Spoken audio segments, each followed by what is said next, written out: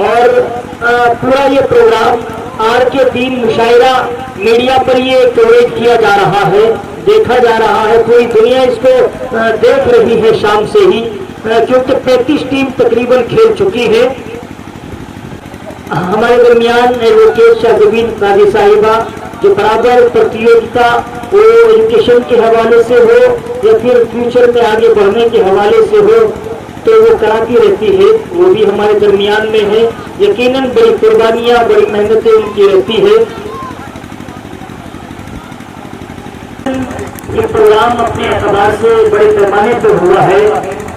ہمارے درمیان جیسے کہ حمزہ رسول صاحب نوجوان ہیں اور نوجوانوں کی آواز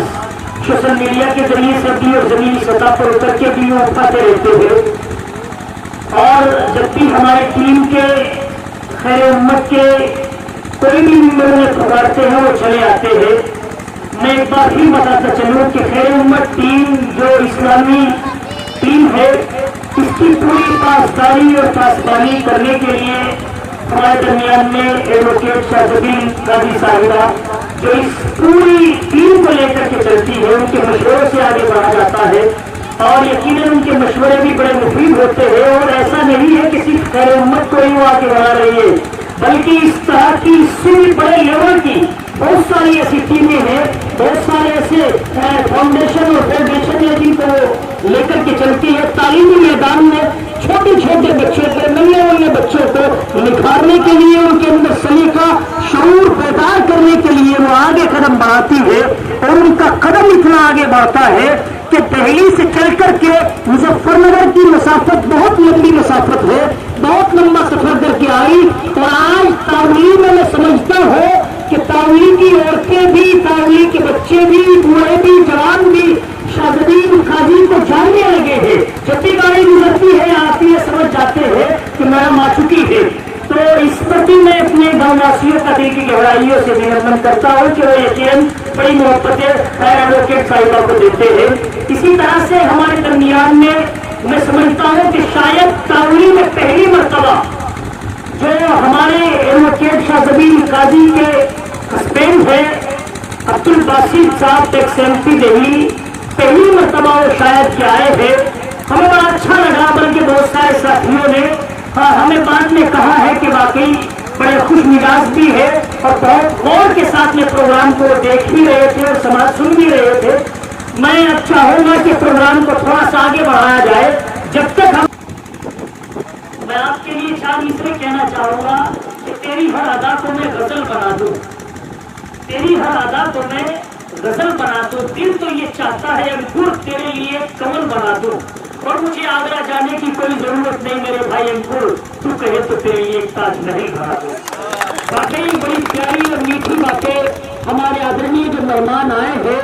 اور میں آپ کو بتاتا چلوں ہمارے گاؤں کے ذمہ دار بھی یہاں پر بیٹھے ہیں، پردھان جی ہے، اور ہمارے امان چودھری صاحب جو خیر امت کے ایک بہترین اور نوجوان ذمہ دار ہے، ان کے والد محترم، ان کے پتا جی عبداللہ بھائی بھی تشریف فرما ہے، اور اسی طرح سے سامنے آپ کھڑے بیٹھے ادھر تک دیکھیں گے تو یقیناً یہ سب آپ کی محبتوں میں کھانے کو اپنے چھوڑ کر کے جلدی سے نماز ادا کر کے آئے ہیں۔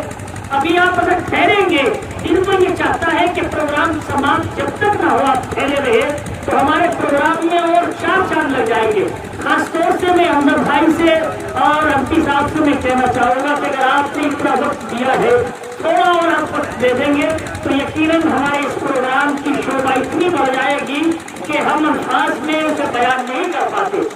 اب میں چاہوں گا کہ پروگرام کو آگے بڑھایا جائے۔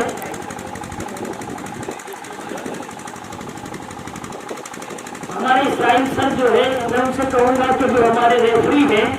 وہ کہاں ہیں، ان کو ذرا ان کے پاس ٹیم کے نمبر بھی ہے، وہ ٹیم کو جلدی کر کے بلائے گراؤنڈ پر، تاکہ ہمارے جو مہمان آئے ہیں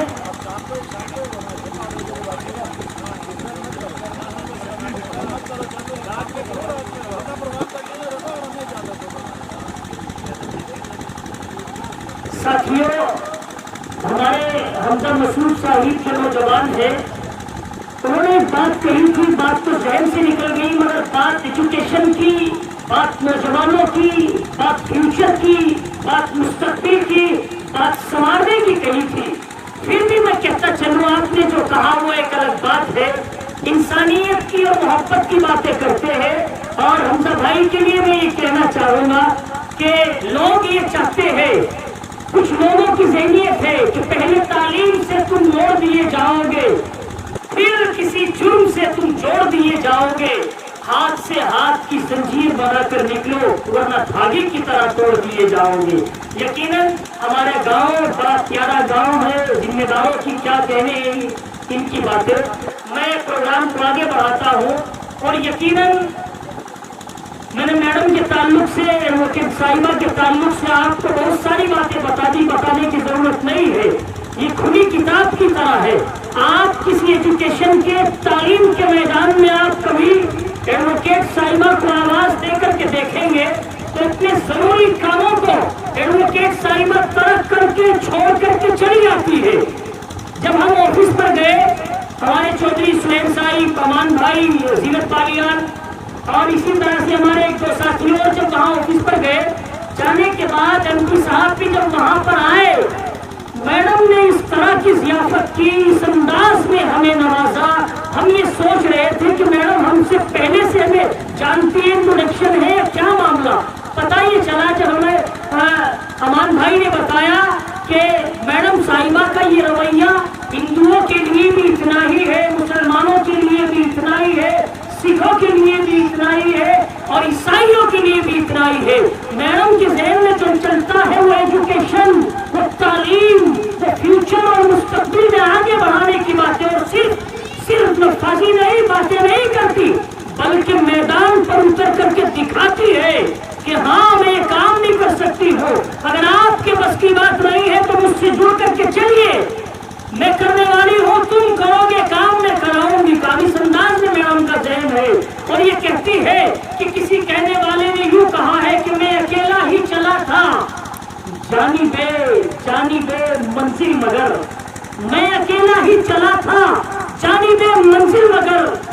लोग साथ आते गए और कारवां बनता गया। यकीनन हमारी शाहजबीन काजी साहिबा अकेली उठी और उठ करके अवान चौधरी साहब को मोटिवेट किया, सुहेल भाई को मोटिवेट किया, और ये आपका भाई जाबिर फरद भी इसमें जुड़ा, हमारी जीनत बालियान ये इसमें जुड़ करके जब आगे बढ़ी तो अपने ऑफिस पे बैठ करके बहुत सारी बातें हैं, क्या क्या बताए, इस अंदाज में समझाया कि आपको नहीं बता सकता हूँ मैं। बस सीधे में अब बहुत ही अदब के साथ में अपनी काम फरमा और इस खैर उम्मत इस्लामिक फाउंडेशन के जिम्मेदार और इस सारे प्रोग्राम को आगे लेकर के चलने और बढ़ने वाली शख्सियत, यकीनन जिनके बारे में कहने वाले ने यूं कहा है कि बेटियां सबके मुकद्दर में कहाँ होती है,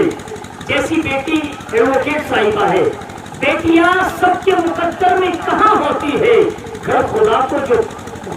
को जो पसंद आए वहाँ होती है। मैं इंतहाई अदब के साथ में एडवोकेट शाहजबीन काजी साहिबा से मुल्तमी सुनो दरखास्त गुजार हूँ कि वो डाइस पर तशरीफ ले आए और अपने इजहार ख्याल से हमसा भाई को महसूस करवाए। एडवोकेट शाहजबीन काजी साहिबा।